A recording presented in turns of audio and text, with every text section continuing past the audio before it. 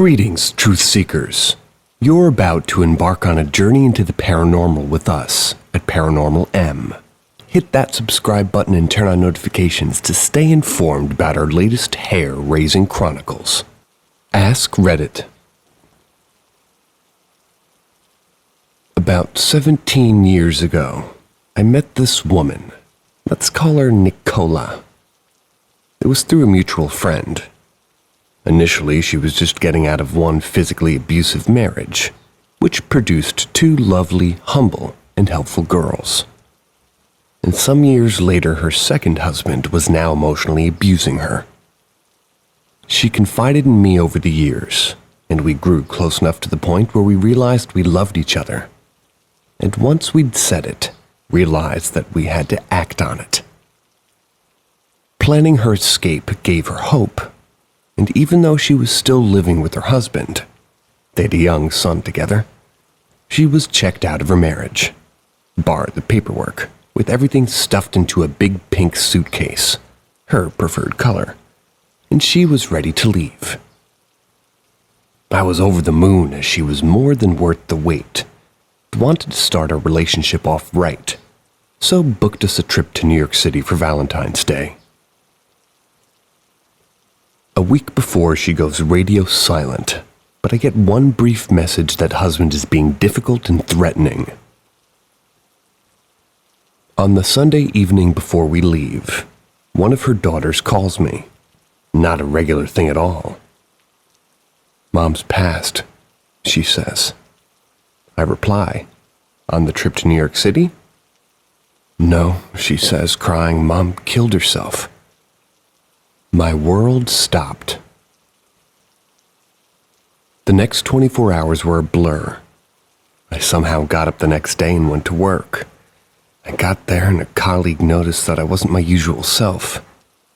This new relationship had put a massive spring in my step. I told him what had happened, and he hugged me and sent me off to a communal kitchen while excusing my absence for our daily 9 a.m. meeting. Our kitchen was remote and only used by outsiders, non-office residents. That was like once a month for training. We had big classroom-type offices. They would bring their own coffee, tea, biscuits, mugs, etc. to use with our facilities. As I walk round the corner, I see a pile of mugs, mostly boring pale colors, but at the front is one massive pink mug. I approach and this mug has the name Nicola written across it. I broke down into an ugly mess of crying and laughing, looked up and said, "Jesus, it's barely been 24 hours. You think I'd need a reminder of you that quickly?"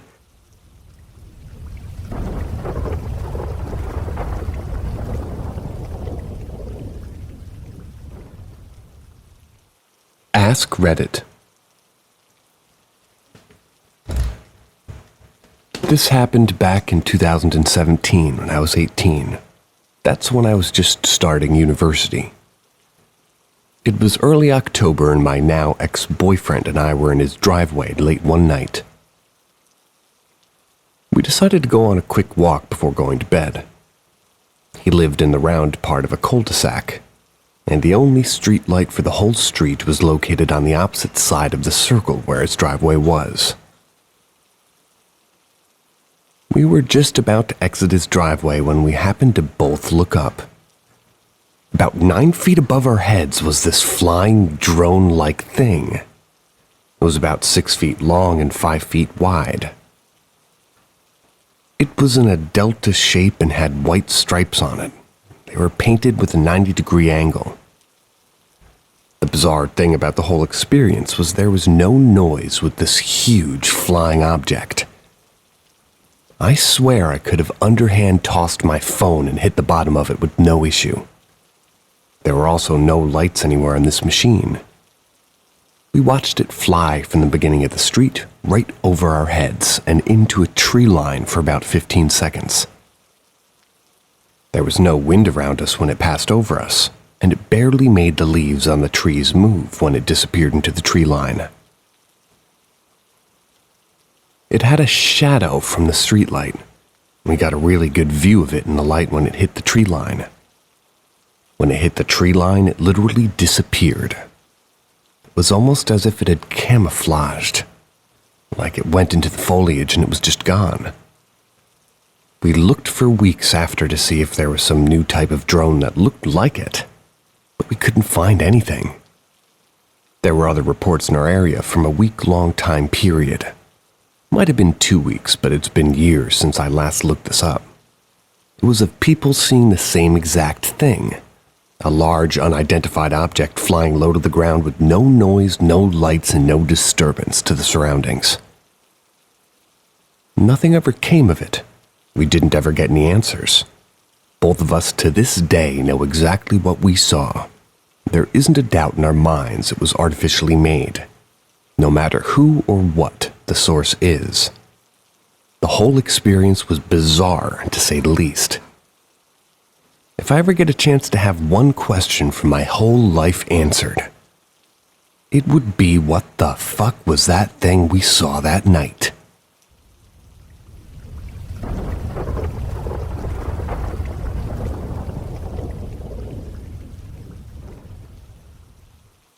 Figure on the motorway.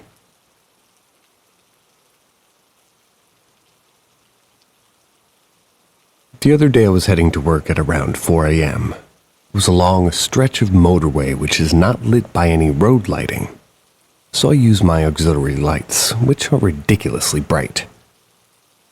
As I was about to go under the third bridge, I saw a person. At the time, it was not a ghostly-looking figure, but a person in a black hooded Adidas top, black pants, and white trainers. They were just stood on the hard shoulder looking at the floor. I didn't see a vehicle nearby, and there's a good mile walk to the get-off of that section. All of the walls are very high. So I went down to the roundabout and headed back up to look for the person I had just seen, but saw no signs of them. I came off the motorway at my town's exit.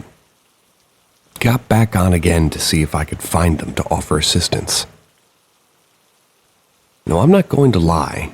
I was on my motorbike when this happened, and the speed limit is more of a guideline to me rather than a rule at that time of the morning. So it's taken me about 2 to 4 minutes max to get back around to where I saw the person. I was concerned for their safety. They were gone. Now it's a good mile to the nearest point where they could have left the motorway.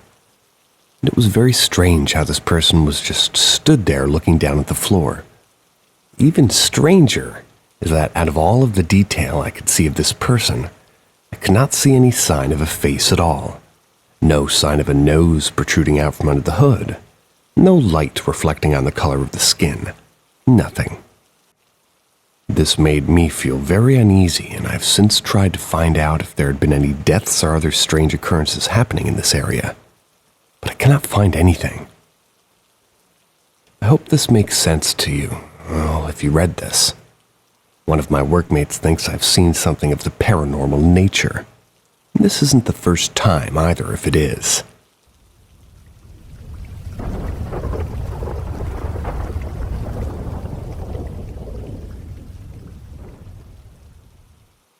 Strange occurrences at Duke Mill.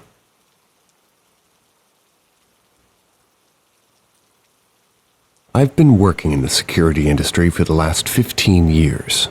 Before this, I used to stick by some of the horror movie golden rules. 1. Always turn the lights on before entering a room. 2. If the lights don't work, don't go in. 3. If a corridor is poorly lit and has a flickering light, don't go down it. 4. If you hear any strange noises, do not investigate. 5. If you see something that you can't explain, ignore it. But since I started this job, all of these rules that help your average overweight ginger man has gone right out of the window. I'm expected and employed to do all of the above. Anyway, on with the story of my time working as a lone security officer at a place called Duke Mill, which was built in 1883. It's October, and I had been working at the mill for only a few weeks at this point. I was going about my normal duties, arrived at work at 5 a.m. and started to unlock the building, which was bought by a catalog company and had a small group of regular staff. Now I had to go down into the basement, which had no windows or natural light, and using a very poor torch, I had to walk from one end of the basement to the other through a maze of pallets and boxes to turn on the light switches.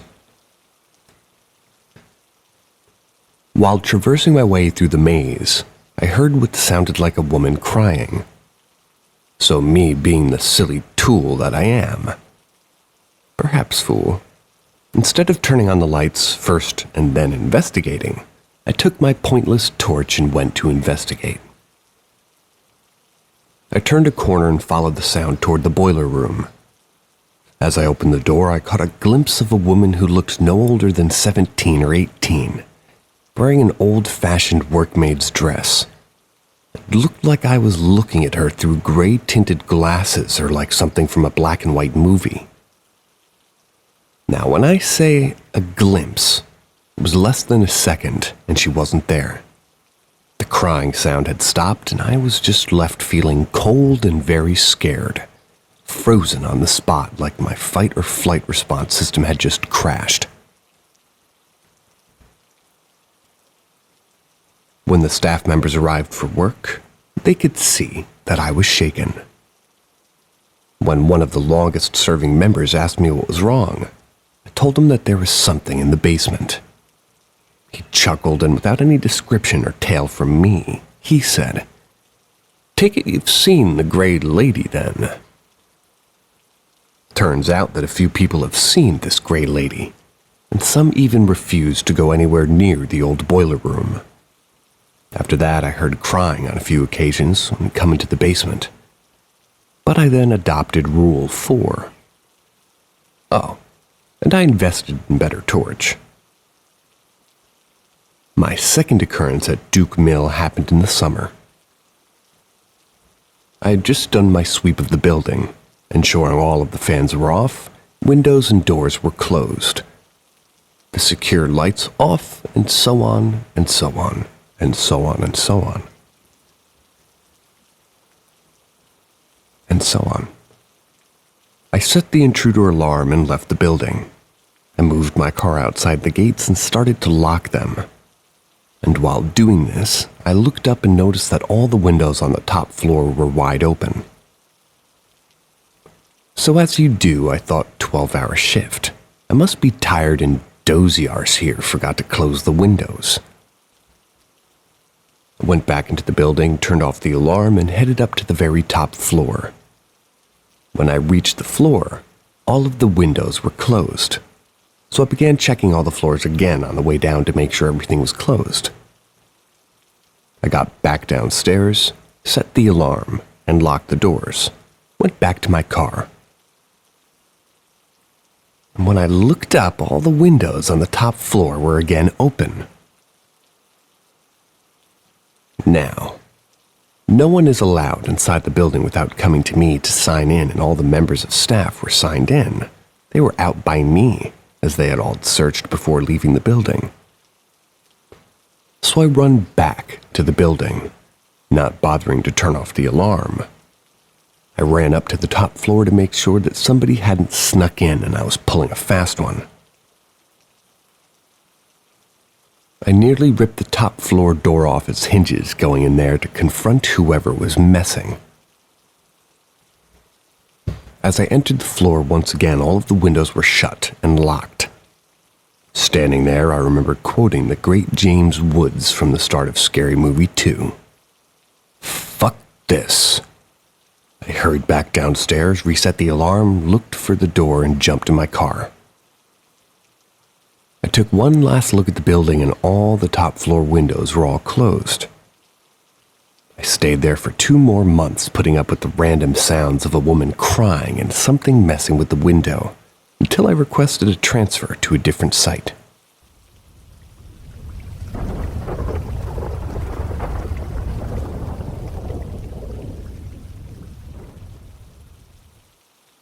Can someone please explain this rather strange coincidence? So some years ago, I shared my experience of the ghost that I and several others have seen. My account of what happened is on my profile for anybody interested in reading it. This area within my city is actually somewhat known for ghostly sightings. In fact, the whole city and surrounding counties seem to be full of historical hauntings. So I wasn't too surprised when someone reached out to me some months ago, stating they witnessed the very same ghost.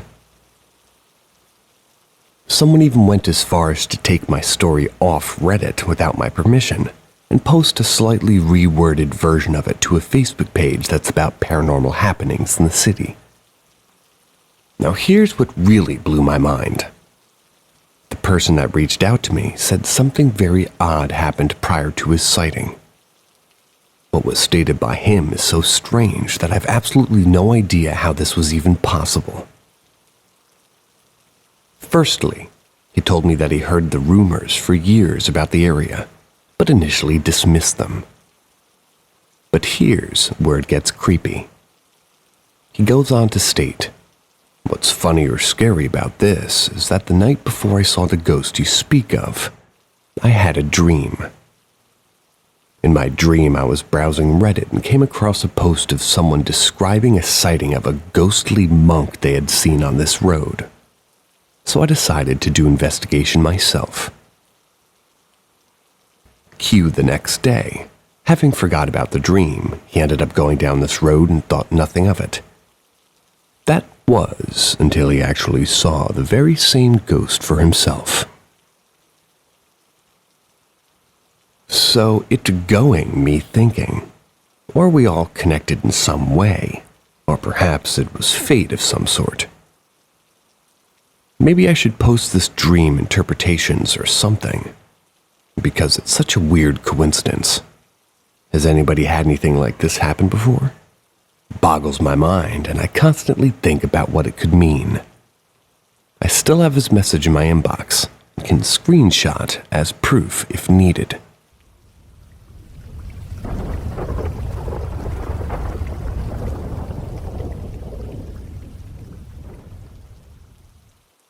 I can't be the only one who saw an alternate timeline. A long time ago, I was graphic designer for a newspaper company. When Kate Middleton gave birth to her daughter, my job was to edit the image's color setting to prepare it to be printed.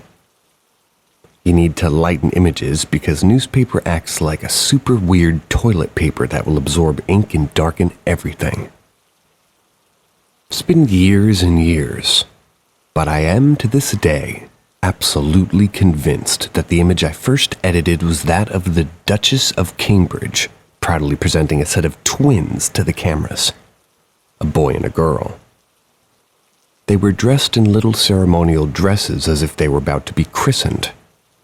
That was while she wore a pale cream dress and a matching band around her head to keep her hair back. The little girl was born a few minutes before the boy. Naturally, the image and news that ended up being printed was about a little Charlotte. It's like my entire life has led me to 2 or 3 days after editing that image and then paused. The space and time between editing that image and where my life was paused was erased. The next thing I know, I'm editing Kate William with Charlotte.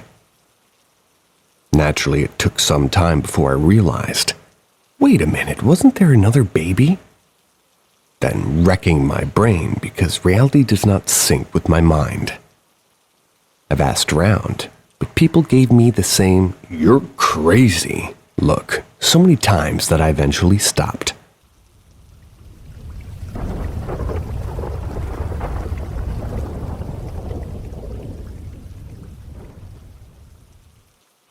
Bunk beds and lights.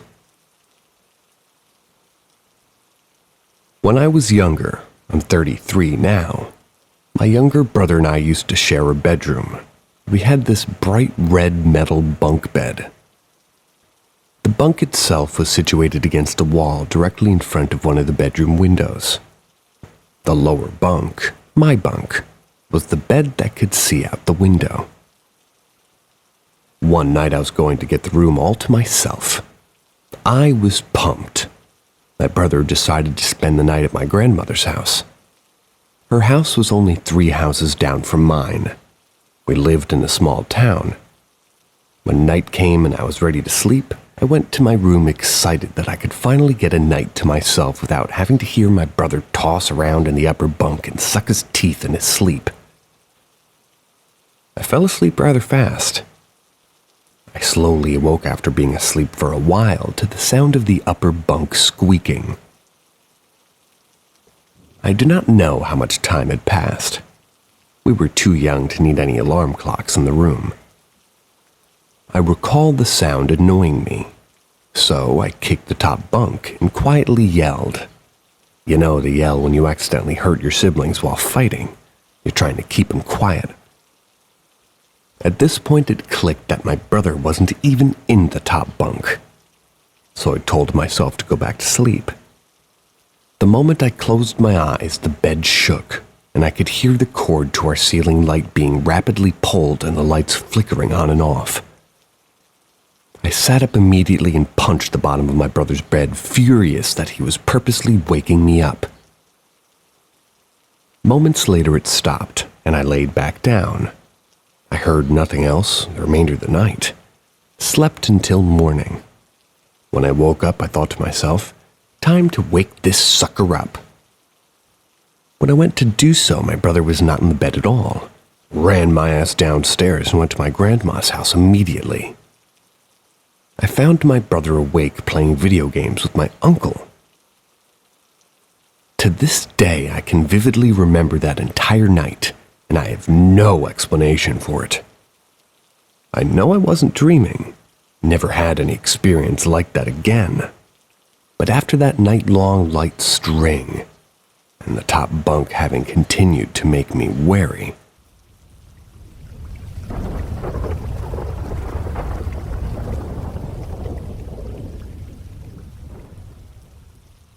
was I slipped into a parallel world, or was it just an insanely detailed dream? An incredibly weird thing just happened to me while I was sleeping.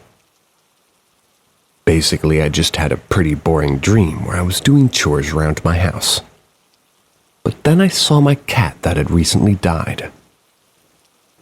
Alive. Just sitting there. I instantly thought this was a dream and tried to pet her before it's over, as all dreams tended to end right after I realized that they were in fact dreams. It didn't end. I looked closer at the cat to test if I'm in a dream, since when I focused on something in particular, in dreams they usually ended, and it didn't end.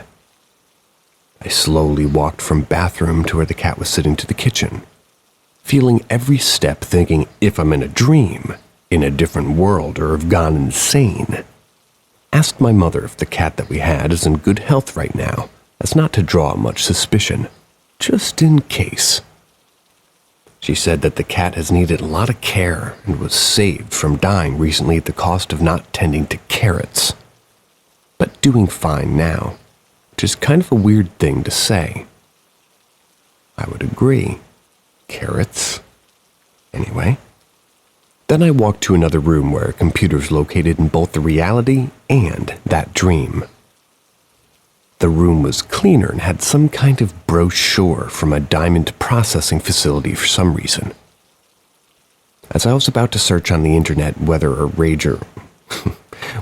recent major political event and such happened, at this point, being about 90% convinced I'm in a parallel reality or something like that, I kind of heard a "found you" in a previously not heard by me, ever not very masculine, but definitely male voice, and immediately woke up.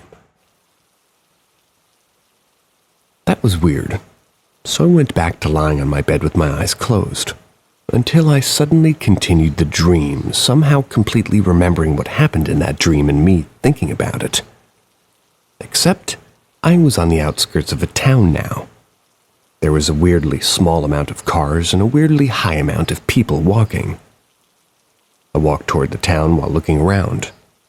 All of my dreams, that was before, that had a town in them, were of places I've been to before. I've definitely never been in that place. Most buildings were 2 or 3 floors, but there were some high ones. Eventually, I stumbled upon a building with a very weird design. It had lots of metal-looking cubes of different sizes on its walls. Most likely decorative. Can't imagine what purpose they would serve. I decided to go inside. It looked half renovated with some walls and a mechanical door to another part of the building looking brand new, while floors were just wooden with a pattern that's quite common. I can easily find an image of it on the internet, and I can link it if needed. An announcement was being said every few seconds about some newly installed AI door and other stuff control system being tested. There was a room with computers that looked a bit old and a lot of wooden furniture to the left. It had no door. Closer to the left was a map I decided to look at. It was a map of this building. There was a huge vat of cesium, of weird shape, and a bunch of smaller vats with other chemicals with longer names which I didn't have time to memorize as the single person that was sitting in the room with computers rose up and I quickly exited. That facility's map gave me an idea to try checking the map of the city using my phone, which probably wouldn't have worked anyway. But as I reached for my phone, a voice similar to that of my mother said, "Where?" And as I thought maybe it was my mother, saw me disappear from the regular reality or something, and I suddenly woke up again. My mom was still sleeping. This is very weird for multiple reasons. How was I able to see text in my dreams, especially as long as what I saw? And why was I only able to wake up after some random people said, "Found you," and where?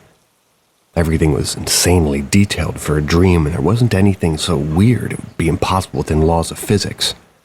Figured people on this subreddit might know how to tell apart a regular dream from something actually weird.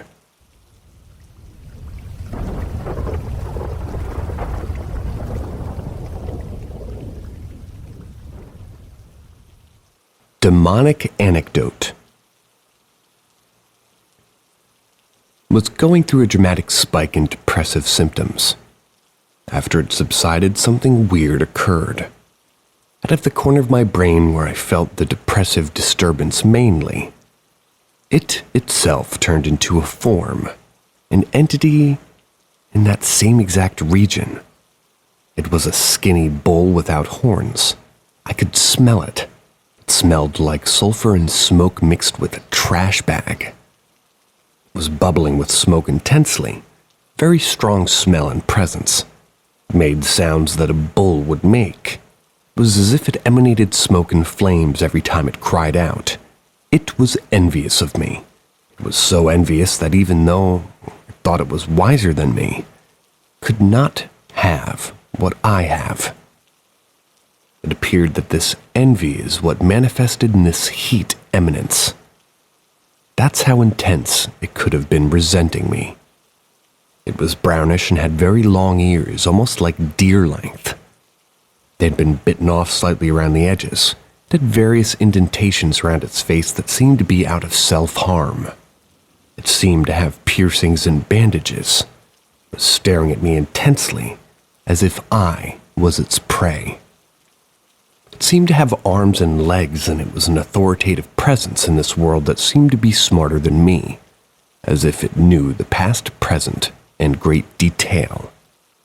It also seemed to be very demanding. Eyes were black.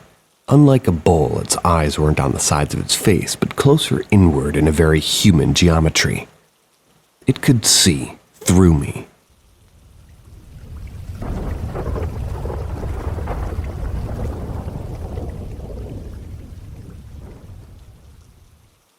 Don't put a dam in the river.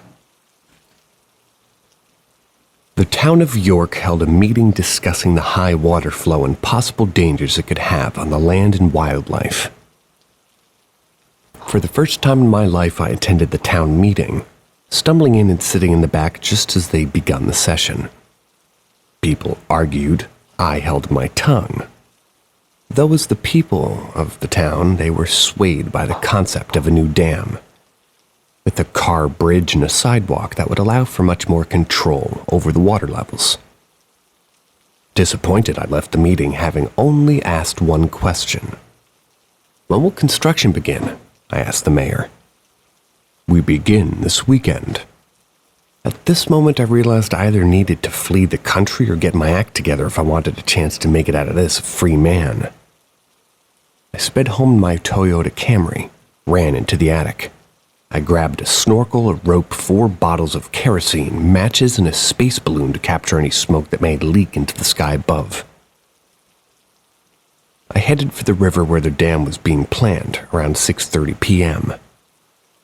I know it's early, but I need to see it for myself. Arriving at the location, I was pleased to see no vehicles or any sign of life before the dark riverbed. I grabbed the rope from my trunk and waded into the rushing high waters, feeling around with my hands for the bottom of the river. After about 15 minutes of this, I realized that there wasn't anybody here anymore. Could the water have taken them? I waded further down into the water when I saw bright white lights appear in the tree line. It was a police cruiser and they pulled up directly next to my car. I let the water take me and flowed down the river away from the police and my trunk full of explosives and matches and tarps. 2 days later, they drained the river for the dam's construction, found the worn out and decayed corpses of 16 people, limbs sticking out of the water. Smelled like the ocean out there. Birds picked at the skulls and bodies of the victims. I started to hear the groan and moan with my frothy water pouring from the eye sockets. I still hear them now in my maximum security penitentiary. Was that a dream or real? What was that?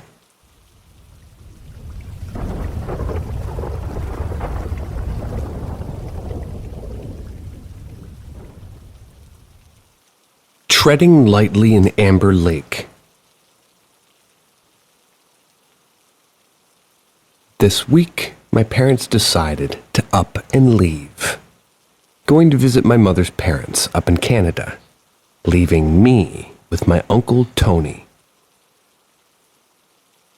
Tony wanted to bring me out to his cabin, show me what it's like to quote-unquote get out of the house.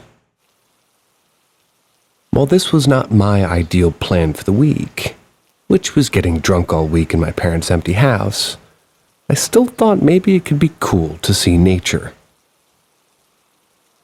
I walked to his truck, jumped right in.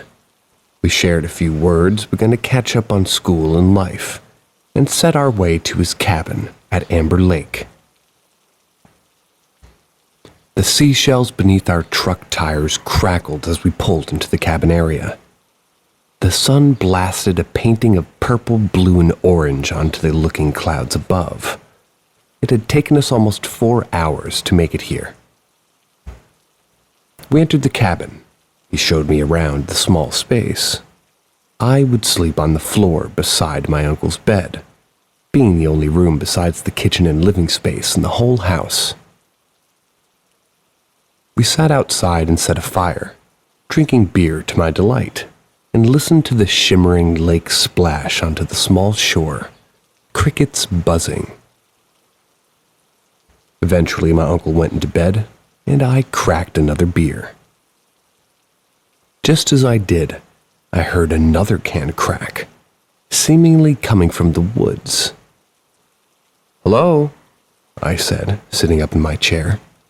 I knew it wasn't an echo, but decided it would be better not to investigate and stay by the fire where I could see my surroundings. I saw a light come on in the little window of the cabin. Maybe I should go get Tony. He told me nobody else was living up here. I began throwing pebbles into the woods to ease my mind, I guess. but to be honest, it didn't do much to help. I heard a door open and immediately spun around and rose to my feet. "Tony! Tony!" I panicked and ran to the house, standing before the open front door. I walk into the lit cabin as I see every single drawer and closet and cabinet is left gaping and empty. I run to the bedroom and see Tony hanging from his arms, leg, and penis from the ceiling fan, spinning as his open intestines swing around dangling from his open chest cavity. I walked up to him and looked through the window, seeing there were 4 people standing around the fire. They turned and stared at me, wielding swords and pistols.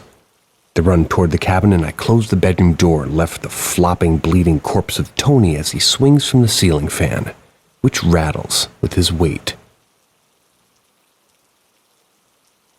Okay, that was not a true story. Moving on.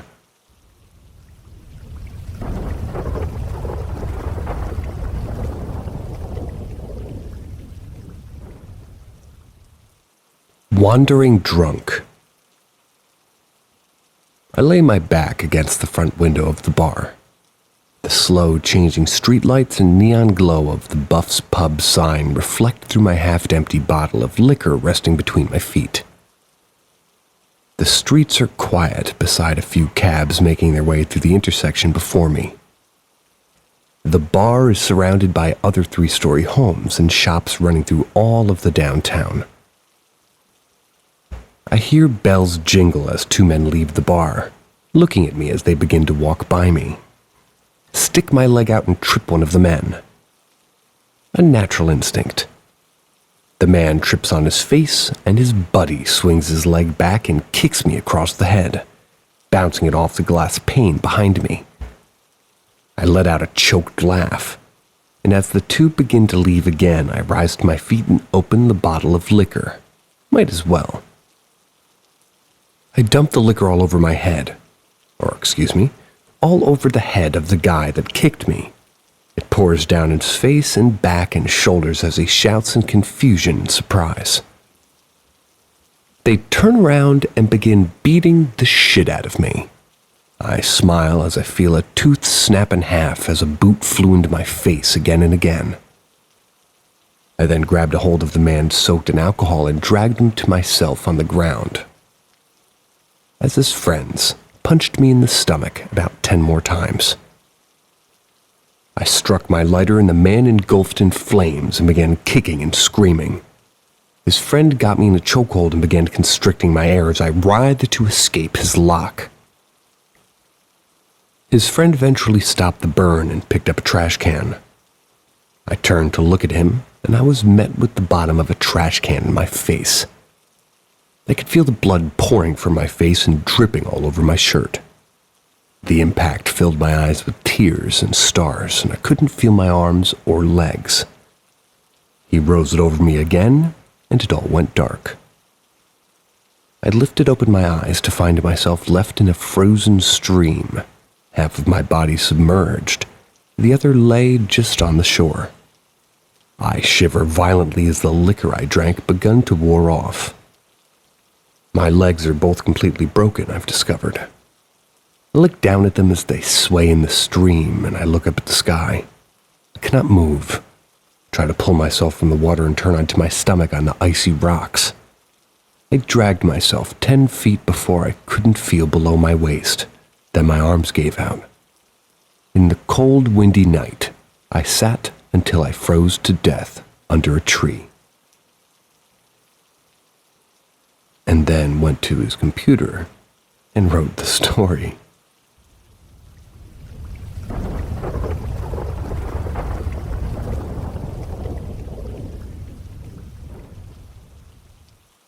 The Pumper.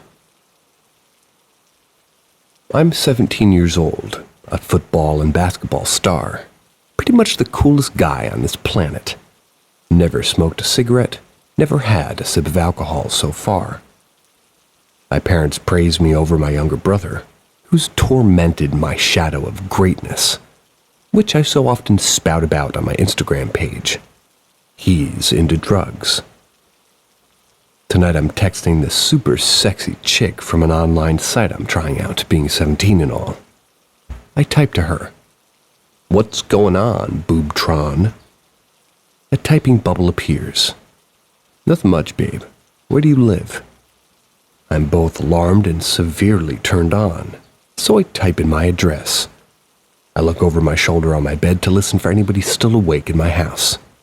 "I'll see you soon," smiley face, she wrote back. I walk across the hall from my room and open my younger brother's door. I see he's asleep, and instead of telling him, I close his door and turn on a fan in the hall so he doesn't hear me. A knock on the door. I panic that my parents might hear the knock as I run downstairs and open the door. A 6'7" man with a bag over his head grabs me off my feet, closes the door behind me, carrying me in his arm to the black van that he parked in front of the house. I screamed as he opened the trunk and threw me in before padlocking it and running into his driver's seat. I hear the engine roar as I'm thrown against the back door of the van, landing on my now broken in half arm. I'm sensing this is the same writer. Guy's got 9 lives.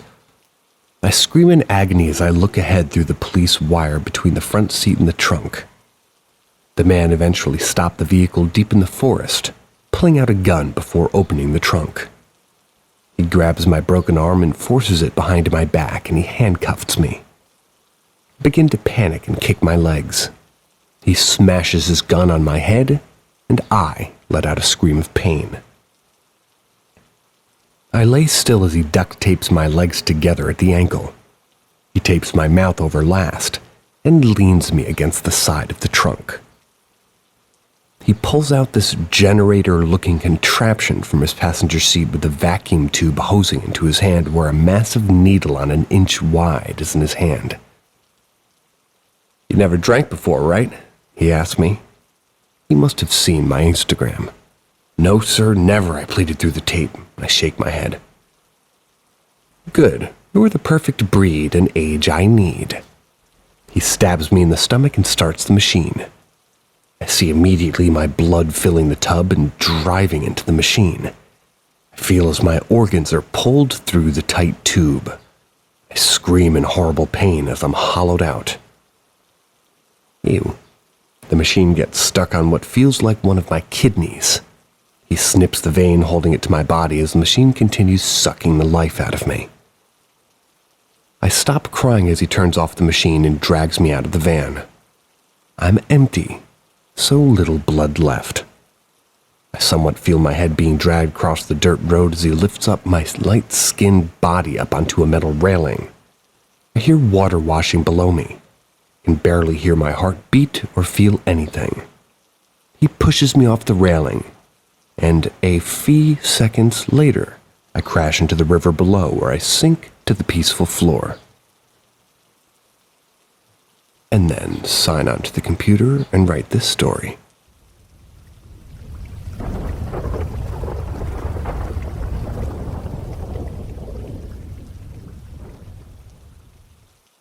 Tape deck. When I was about 5 years old, I had this tape deck. It wasn't anything fancy, and I'm pretty sure it was from the late 70s. It had a single deck to play tapes and a small speaker. Well, it was the type of thing you can either use batteries for or you can use the mains. One day I was playing tapes and happened to notice that it wasn't plugged in. Seemed like a bigger deal than it was to my 5-year-old brain because we never had batteries to use it. I had to use a socket on the landing as it was the only one spare for the longest time. So for some reason I thought to check the batteries. There were no batteries in it. I have no idea how it was playing tapes without power, but I didn't think to be freaked out. Thought it was cool. I went down to tell my mom, and obviously she didn't believe me. I mean, even now it sounds crazy. But I just went back to playing my tapes and forgot about it for a short time. It was only a couple of days later that I thought to mention it again and show her the tape deck. So that's what I did. I told her again. She didn't believe me. So I then went to get the tape deck. I showed her that it wasn't plugged in. I opened the back to show that there were no batteries. Then showed her the tape inside. Then pressed play. She just froze. It started playing the tape. Then my mom simply said, "Well, I don't know then." In response to her tone sounded like the end of it, and that was that. So I just went back to the landing to play my tape. I'd just gotten used to playing them there by that point.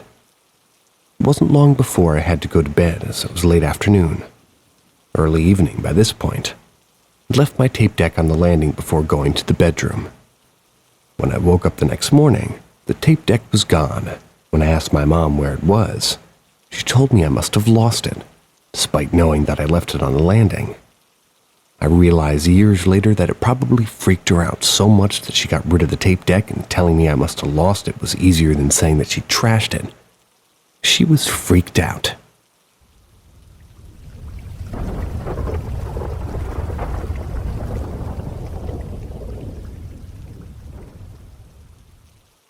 Man in a suit carrying chains.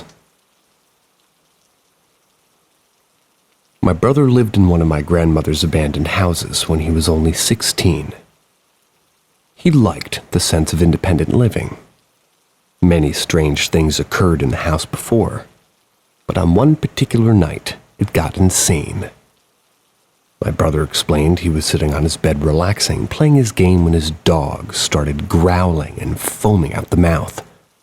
That was while he looked at the screen door to the backyard. He then tried to calm him, but nothing was working. He got a feeling something wasn't right, decided to check it out for himself. He went into the backyard and seen what he described as a tall man in a suit standing in the beat-up shed across the yard. He heard chains rattling. He had no chains in that yard. He immediately ran back into the house and locked the door. His dog calmed down a bit. An hour later, his TV shut off randomly.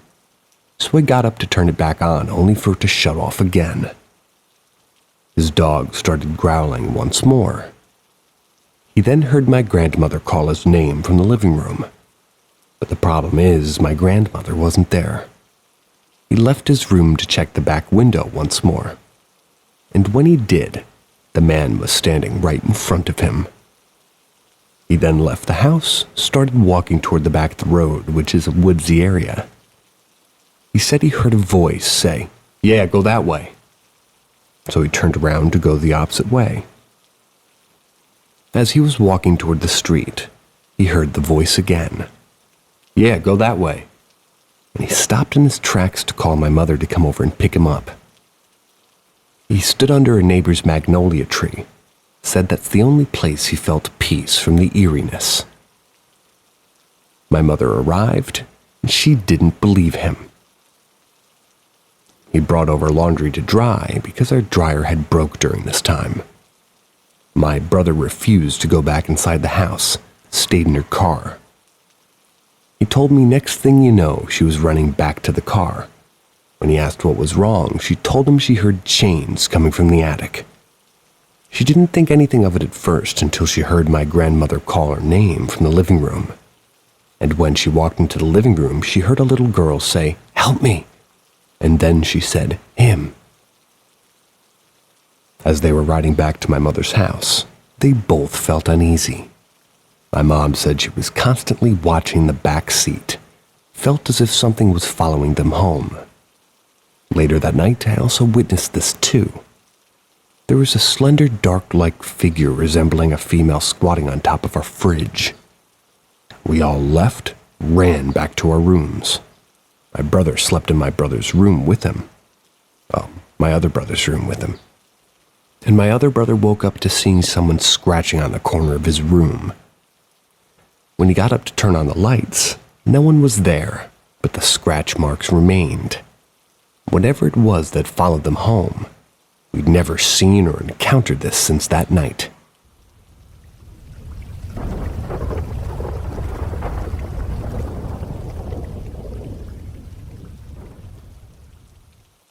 My childhood ghost experiences.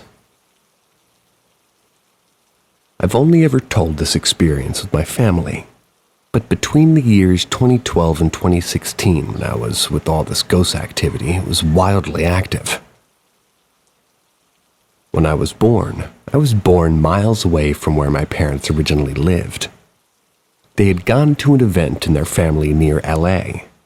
My mom was pregnant with me during that time. P.S. This was her first pregnancy. On her way home, her water broke. Mind you, she wasn't supposed to be in labor anytime soon. The closest hospital was a church that was then remodeled into a hospital. I was born in this random hospital surrounded by nuns since it was a church before. I don't really know much about the place, but my mom keeps on telling me how the nuns thought I was special, gave me a nickname all the time. I don't really know if this had anything to do with my experiences, but I just thought I should add it in for some background information. After a few days, they finally went back home. One day, my parents set baby me down on their bed. I started crying hysterically and really loud, according to my parents.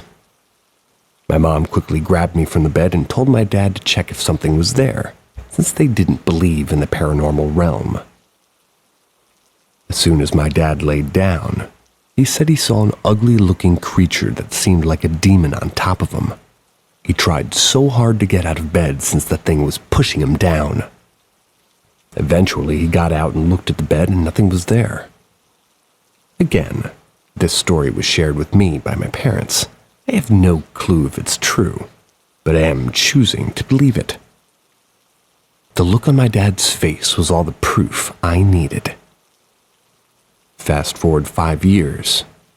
We moved into some apartments that were pretty big from the inside. A week into setting in, and I started seeing stuff. And not just stuff. I saw full-on visions of what it seemed to be like a past memory. Like if someone was tapping into my head. The first time I encountered something was when I was sitting down on a large chair facing the kitchen. That's then when I saw a tall, slim, pale lady with large dark blue silk dress with long black hair doing what it seemed to be like a cleaning motion on the kitchen table. I never really told my parents about this as a little kid, since I was mostly all of the time quiet and observant. Then my mom walks into the room. I turn to look at her and the woman is gone. The next encounter was in the same apartments. I entered my grandmother's bedroom since we lived with her too. And when I went down to sit on her bed, and as soon as I sat down, I noticed I left the door a bit opened enough to see that, well, what was in the hallway outside. I turned around to see the scenery outside the balcony of the room. As I turned around, I saw the woman from earlier, but this time she was holding a baby. The door then started to open slowly, and it revealed an entire family.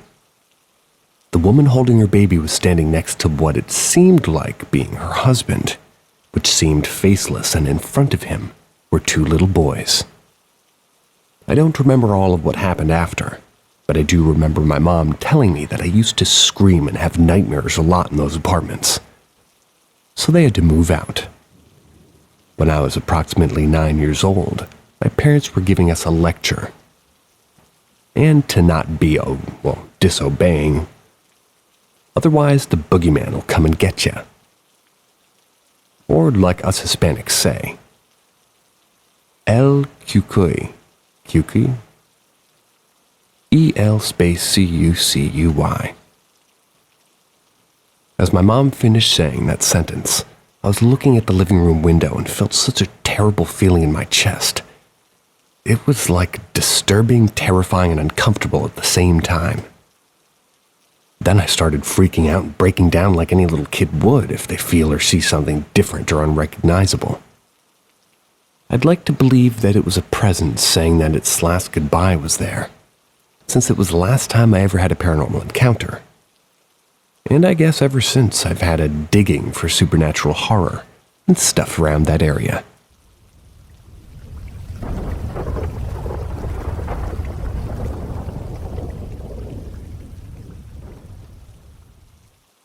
My first paranormal encounter. When I was roughly 8 or 9, I lived with my mother in a townhouse next to the coast. One night as I was laying in my single bed trying to sleep, until I could feel my bed covers slowly being pulled down as if somebody was at the bottom of my bed pulling my covers off. My first instinct was to pull them back over myself, but it was very difficult as it felt like I was playing tug of war with someone. I leapt out of my bed to see who was playing tricks on me, only to find nobody at the end of my bed.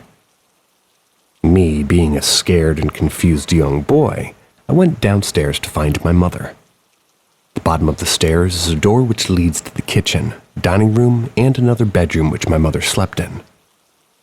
As I opened the door at the bottom of the stairs, I could see and hear a pair of what looked to be white-studded cowboy boots walking across the floor. Eventually turning a corner into the kitchen, I quickly scuttled into my mother's bedroom and slept under her bed all night in fear. While I'm on the topic, I should add that this isn't the only encounter with the paranormal I had in this house. I was sleeping once again in my bed, only to suddenly wake up and find my boxes full of toys had been pulled out from under my bed. I pushed the boxes back under the bed only to wake up an hour later and find that they had been pulled out again. This, I can't say for certain, was paranormal, but I know for a fact my mother didn't do that. It was only me and her in the house. I believe my mother. As you should.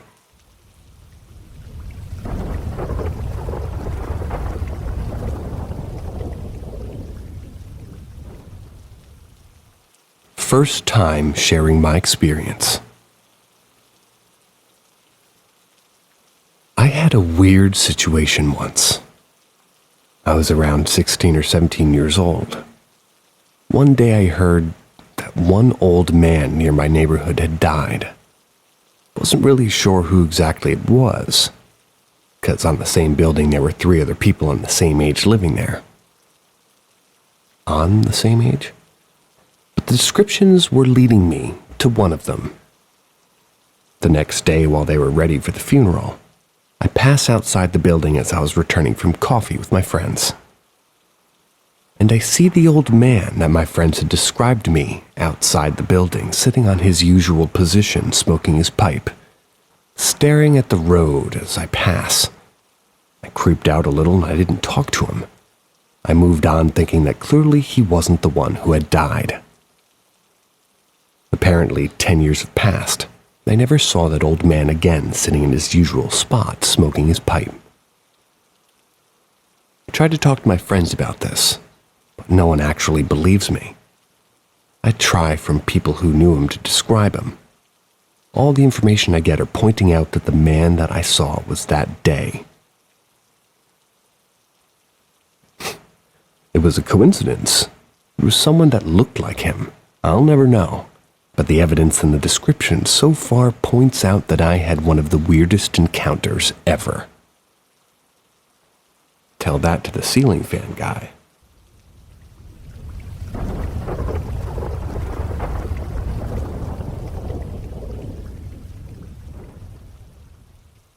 My first experience. When I was about 6 years old, I got up to go to the toilet at nighttime. Everyone was asleep. To set the scene, the toilet faced out into the hallway. So I did my pee and was getting ready to wipe, when I saw something moving on the ceiling in my peripheral vision. I looked up and the loft hatch was open, and a skinny black man was mid-crawling out grudge style, completely locked eyes with me, and my pants are down. As soon as I looked at him, he completely froze. And I don't know why, but my little mind decided that if I pretend it's not real, that it won't hurt me. So I walked back to my room, which was a turn before you reached the hatch, so I never saw it kind of close. Then I got into bed, closed my eyes so tight and refused to open them. I eventually fell asleep. Then, as a kid, I decided to never go upstairs to the toilet alone after dark. so I would force my mom to come or secretly pee or poo in the garden. I moved house shortly after, so I went back to the normal toilet behaviors, don't worry. However, I was always petrified of the loft or air vents. Upon reflection, it was most likely a sleep paralysis type of a thing. I was probably half asleep, but the realness of it definitely haunted me. Sleep paralysis while going to the bathroom. That's a new one.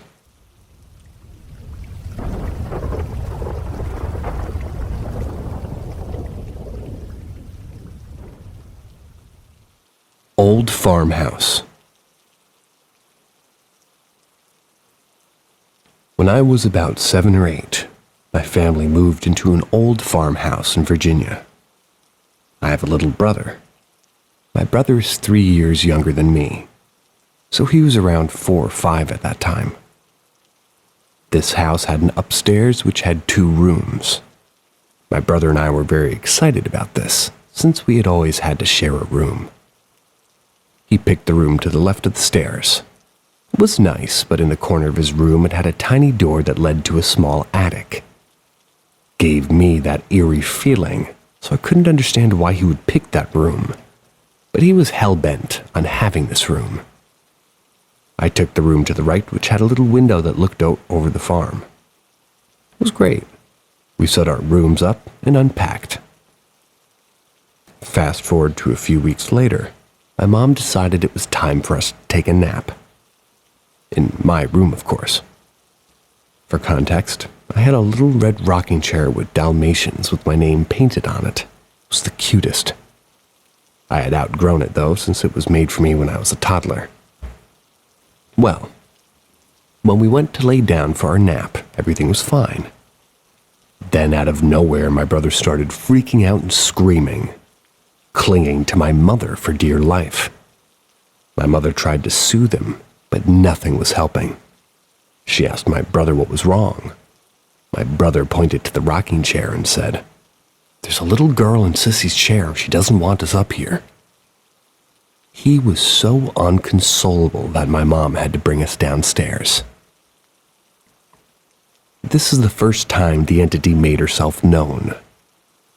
I never saw her, but I'd always feel her presence or have nightmares about her. The weird thing is that I'd only see her in my dreams if I was in my room sleeping. So that quickly turned into my brother and I sleeping in my mom's bed. Most of the time she would target my brother, so he never stayed in his room. One night my mom talks me and my brother into sleeping in my bed upstairs to have a break. We only agreed to do it if we could leave the room light on. She agreed. We fall fast asleep. I wake up, in quotes, in my room. I'm alone, everything is the same, but I'm alone. Something is telling me to get up and go to the window. I don't know why, but I do. As soon as I get to the window, I see the little girl run to the side of the house, start crawling up the side of my window. Remember, I'm on the 2nd floor. I'm startled awake before she can reach me, and I sit up in bed and realize I'm reliving my dream. I'm panicking, staring at the window, and again, something is telling me to go over to it. But instead, I dart down the stairs to my mom's room, find my brother laying on the floor near the end of my mom's bed. We didn't say much to each other besides agreeing that we felt safer near Mom. I learned years later that my brother had the same dream that night. Fast forward a couple of years later, we moved to a new home. We had to share rooms again, but we were fine with that. We were scared from all the years of dealing with this entity. We thought we would be finally having some peace, but we were wrong. Shortly after moving, the same stuff started happening again. This time I actually saw her. It was dark out. My mom needed something from her car. I tell her I'll get it. As soon as I retrieved what she needed from the car, I turned toward the house to go back in, but I look over into a field next to her house, and I see her appear and disappear. Every time she reappeared, she was closer. Never ran so fast in my life. I ran into the house hysterical. I told my mom and stepdad, and they were obviously concerned. Mom didn't believe she had followed us into a new house, but now she did. We made the conclusion that she attached herself to my rocking chair. So we moved again, and when we did, we left my rocking chair at that house. And since then, we haven't seen her. I haven't dreamed about her. Growing up after this, I always wondered if she was an evil entity or a demon in disguise.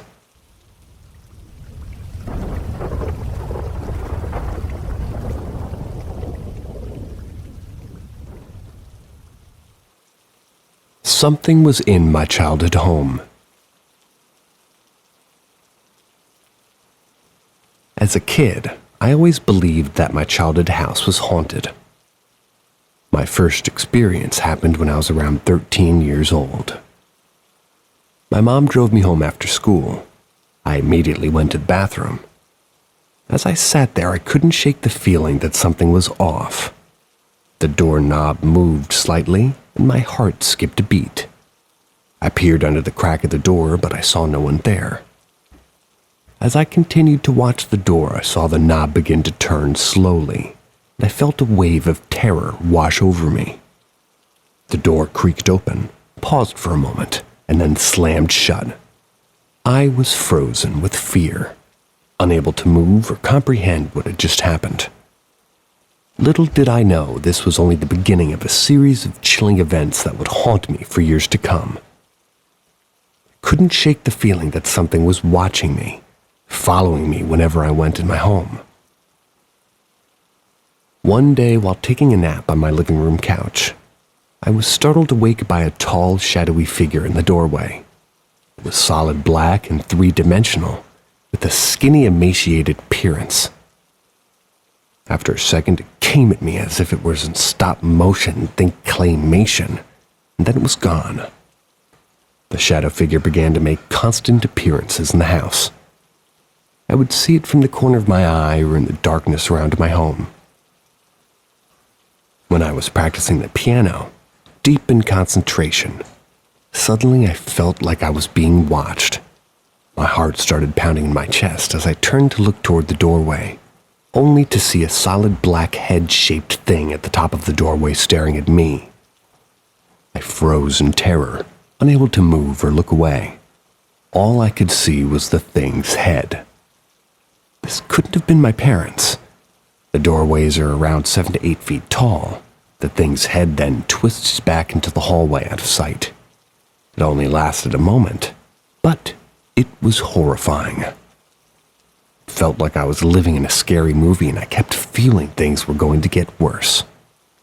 I was trying to keep this to myself, and things got worse when my mom and dad left town, which they did often. My friend's dad dropped me off back home, looked toward the window confused. "Thought your dad wasn't home." He did a double check and explained that he saw a tall shadow figure. He described in detail exactly what I saw. It was scary and also validating to know I wasn't going crazy. The strange occurrence in my house had everyone on edge.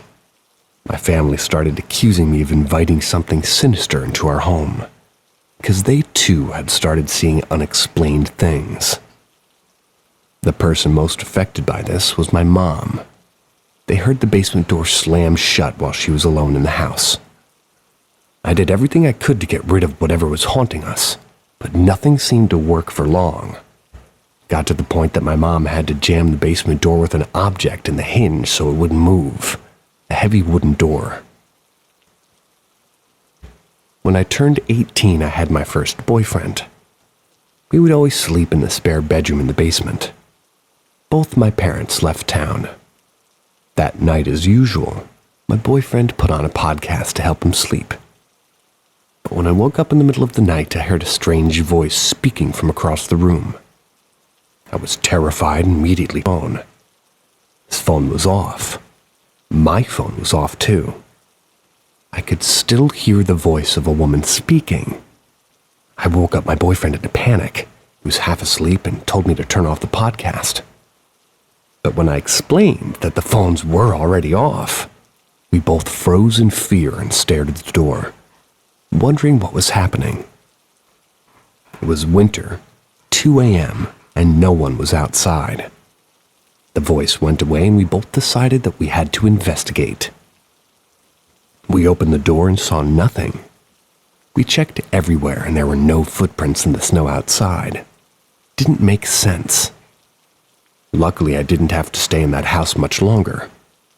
I went to college that summer and didn't have anything happen after I moved away. At least not happening to me. When I came back home for winter break, my sister put my niece down for a nap in the spare bedroom. My niece woke up screaming and was inconsolable. The next day, she told my mom about the scary, skinny shadow figure in the doorway.